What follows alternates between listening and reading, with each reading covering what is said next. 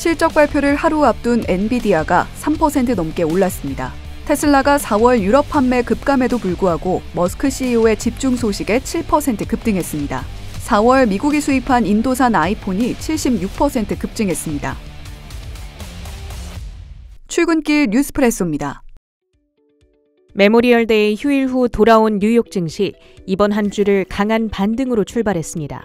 트럼프의 EU 관세 연기 결정에 나스닥 지수가 2.5% 뛰어 올랐고 S&P 500 종목 가운데에는 단 34개를 제외한 전 종목이 오르는 등 투심이 강했습니다.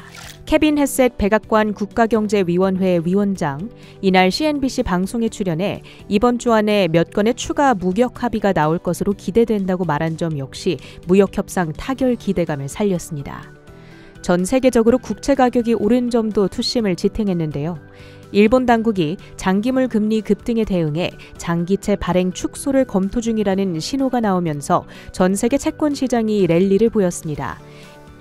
미국의 30년물 금리는 9bp 가까이 급락하며 5% 아래로 내려온 한편 10년물 금리는 6bp가량 하락하며 4.5% 선 아래로 떨어졌습니다. 컨퍼런스 보드가 발표한 5월 소비자 신뢰지수도 힘을 보탰습니다. 전월 대비 12.3포인트 상승한 98을 기록하며 전망치 86을 크게 웃돌았는데요. 미국과 중국의 관세 휴전 모드 돌입이 소비자들의 심리를 안도시킨 것으로 해석됩니다. 이에 따라 소비 심리 악화가 실제 하드 데이터로 전이됨으로써 침체를 낳을 거란 우려도 다소 완화될 것으로 보입니다. 우리 시간 오늘 아침 8시 반 스페이스X가 스타쉽의 9번째 시험 발사를 시도했습니다. 이를 앞두고 미국장 안에서는 우주 테마에 대한 수급 쏠림이 진행되는데요. 로켓랩과 인투이티브 머신이 10%대, 레드와이어가 22%대 급등했습니다. 다른 무엇보다도 간밤의 주인공은 테슬라. 머스크 CEO가 X 게시물을 통해 주 7일 하루 24시간 회사에서 먹고 자며 일하겠다고 밝히는 등 본업 전념을 다짐하자 투심이 살아났습니다. 머스크가 스페이스X의 지분을 42% 보유하고 있다는 사실도 영향을 줬습니다. 애플은 제프리스가 중국에서 아이폰 할인으로 판매량은 증가했지만 여전히 재고가 많아 향후 전망이 어둡다고 비관했음에도 2.5% 올랐습니다. 한편 지난달 미국으로 수입된 인도산 아이폰의 대수가 중국산보다 3배 넘게 많았던 것으로 나타나는 등 인도 내 생산 확대 노력이 결실을 내고 있습니다.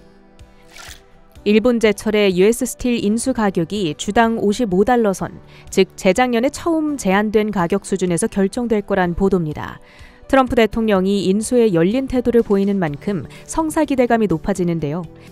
이에 지난 금요일 21% 폭등한 US 스틸, 간밤에도 2% 가까이 올랐습니다.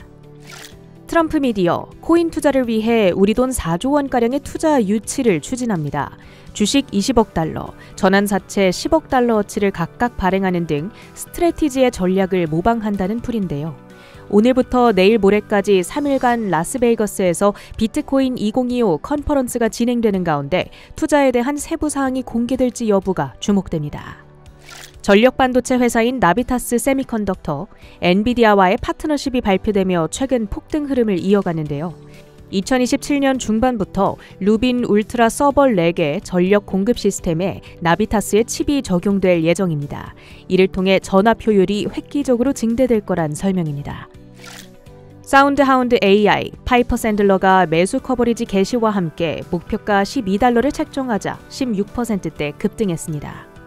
포니 AI가 아랍에미리트에서 로보택시를 운영하는데 두바이 교통국과 합의했다는 발표입니다. 주가는 23% 가까이 올랐습니다. AMC 엔터테인먼트, 릴로 앤 스티치와 미션 임파서블의 흥행에 힘입어 메모리얼 데이 사상 최대의 박스오피스 매출을 기록했다는 발표에 주가 23%대 올랐습니다.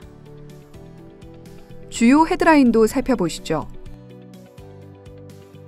주인공은 마지막에 등장하는 법. 엔비디아가 현지 시간 28일, 우리 시간으로 내일 뉴욕 장 마감 후 실적을 내놓습니다.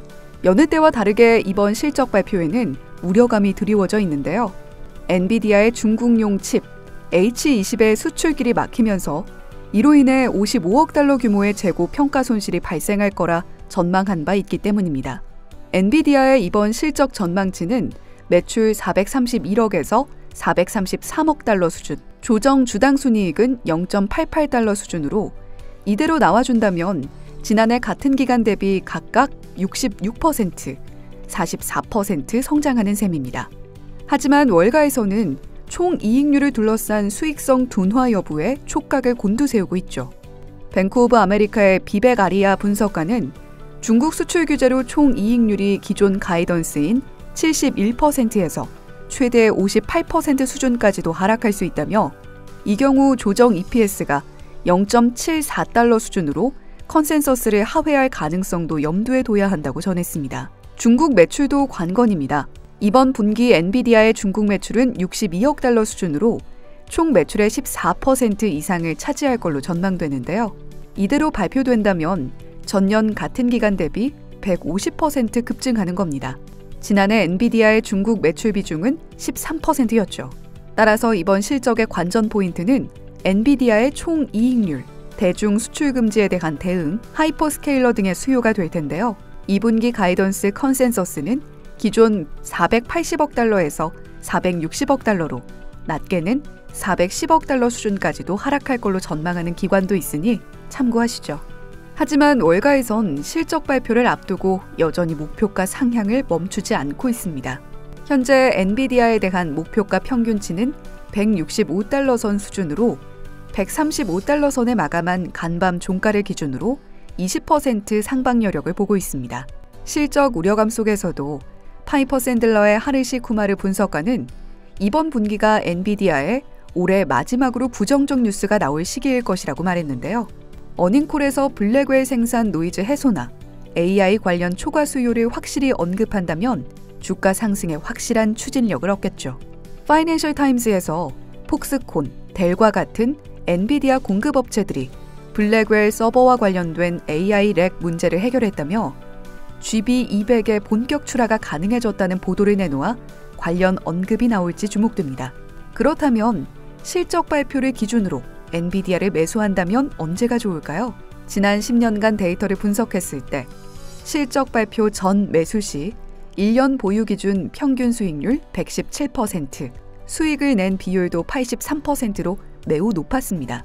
한개 분기 기준으로는 평균 수익률 17.5%, 수익 확률 74%로 나타났는데 미리 사서 긴 호흡으로 보유한 경우가 수익을 볼 확률도, 수익률도 높아지는 패턴을 보였고요. 실적 발표 직후도 살펴볼까요? 최근 6개 분기 데이터 기준 실적 발표 다음 날 하루 만에 고점 기준 30% 가까운 상승을 보이기도 했지만 회계연도 2025년 2분기에는 다음 날 5% 넘게 내리기도 해 실적 발표 직후 주가 반응은 극적이긴 해도 단기 방향 예측은 어렵다는 게 월가의 분석입니다. 한마디로 타이밍보단 얼마나 인내하는가가 수익으로 이어졌다고 볼 수 있겠네요. AI를 기업 곳곳에 투입해 돈을 버는 세일즈포스도 내일 실적을 발표합니다. 실적 발표를 하루 앞두고 클라우드 데이터 관리 기업 인포메티카를 인수한다고 발표했죠. 주당 25달러의 지분을 인수해 총 80억 달러, 우리 돈 11조 원 규모가 될 텐데요. 세일즈포스는 인포메티카의 데이터 관리 서비스를 AI 에이전트 솔루션인 에이전트포스와 결합한다는 구상을 갖고 있습니다. 세일즈포스는 지난해부터 인수를 시도해왔고 이번에 결국 사모펀드 등 여러 전략적 투자자들을 제치고 인수에 성공했습니다. 웨드부시는 이번 인수로 세일즈포스가 5,000명 이상 고객 기반을 확보했으며 이 중 절반이 연간 반복 매출을 창출할 수 있는 고객들로 양사간 15에서 20% 비용 시너지 효과를 낼 걸로 봤습니다. 투자 의견은 아웃퍼폼, 목표가 425달러를 제시했죠. 다만 미즈호증권은 세일즈포스 주가는 인수건으로 향방이 결정되기보다 AI 에이전트 플랫폼의 성공적인 구축 여부가 더 중요할 거라고 말했고요. 과거 슬랙, 태블로, 뮬소프트 등 인수건을 상기해 성과가 좋지 못했다고 평가했습니다. 내일 발표될 세일즈포스의 실적 전망치는 매출 97억 5천만 달러, 조정 주당 순이익 2.54달러입니다. 오펙 플러스가 오는 31일 회의에서 41만 배럴 증산 가능성이 언급되며 WTI 원유 선물이 1% 내린 60.89달러의 거래를 마쳤습니다. 일본 재무성이 초장기 국채 발행 규모를 축소할 것을 검토 중이라는 소식에 미국의 10년물 국채 금리도 4.44%까지 내렸습니다. 트럼프 미디어가 비트코인 메인 목적으로 25억 달러의 자금을 유치한다고 밝혔습니다. 비트코인은 10만 9천 달러 선에서 거래 중입니다. 출근길 뉴스프레소였습니다.